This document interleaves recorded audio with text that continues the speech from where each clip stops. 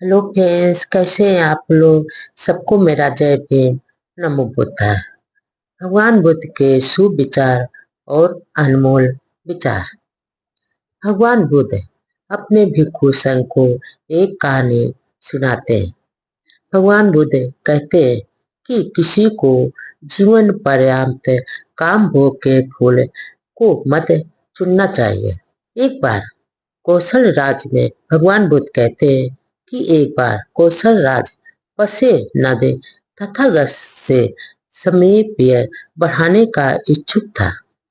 वह सोचता था कि ऐसा करने से उसका पसेनंद का कल्याण हो जाएगा। अतः उसने विचार किया कि शाक वंश से वह यह विवाह संबंध स्थापित कर लिया जाए। वह अपने दूतों के माध्यम से उसने शाक राज दरबार में अपना प्रस्ताव भेजा। वहां पर शाकों की सभा हुई। उसमें विचार विमर्श हुआ कि राजा पसेनद का कुल उनके योग नहीं है, अतः किसी राजकुमारी का हाथ देना उसे अनुचित नहीं था। वह महा नाम से एक रास्ता निकाला जिसे पूर्णतः गुप्त रखा गया। राजकुमार के बाहर वह सब क्षत्रिय की एक लड़की से उसका विवाह कर दिया गया। वह सब सुंदर लड़की थी। राजा पसेनंद उससे बहुत खुश था। बाद में उसे एक पुत्र पैदा हुआ जिसका नाम बिट्टू ढम रखा गया। राजकुमार जब 7 वर्ष का हुआ तब उसने एक दिन नाना के यहाँ जाने की जिद पकड़ ली और वह नाना के यहाँ गया।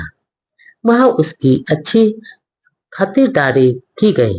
जब कौशल राज वापसी नाना के घर से वापसी के दिन सभी लोग राजमहल से बाहर निकले, पर एक सैनिक गलती से वह अपनी तलवार अंदर ही भूल आया।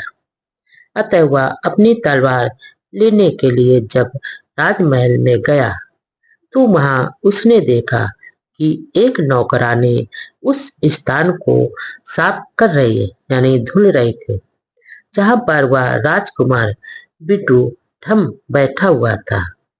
और वह बड़बड़ा भी रही थी कि पता नहीं कहां से चले आते दासी के लड़के और यह जगह को अपवित्र करने के लिए। जगह साफ कर लो। सैनिक ने उसे कुरेद कर और पूरी सच्चाई जानकर वह राजकुमार को बता दी। यह सुनकर राजकुमार यह सुनते ही आग बाबूला हो गया और उसने शाक वंश को नाश करने का प्रण कर लिया। तब राजा पसेनन भी सुना तो उसे सारी बात सुनकर ही उसको क्रोध आ गया और वह शास्ता से मिलने के लिए गया। वहां पर शास्ता ने उसे ठीक से समझा दिया। तब राजा पसेनद का गुस्सा शांत हो गया और समय के अंतराल से विदूढ़म कौशल देश का राजा बन गया और उसने शाक राज पर चढ़ाई कर दी। तब महानाम शाक और कुछ अन्य शाकों को छोड़कर सभी को वो मार डाला जो बचे थे और तृण शाक तथा नद शाक के नाम से वो जाने गए। शाक वंश का नाश कर विदूढ़म कौशल राज वापस जा रहा था। तब उसे रास्ते में अचरावती नदी मिली पड़ती है। उस नदी के किनारे वे सभी रुककर विश्राम करने लगे। तब वहां अचानक नदी में भीषण बाढ़ आ गए और सभी उसमें डूबकर मर गए। इस प्रकार बिट्टू ढम का भी अंत हो गया।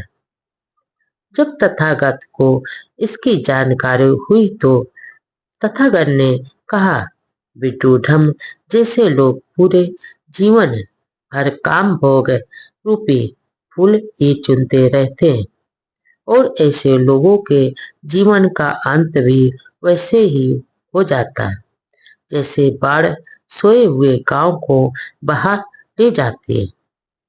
तब भगवान बुद्ध ने अपने भिक्षुओं को यह कहानी सुनाई थी।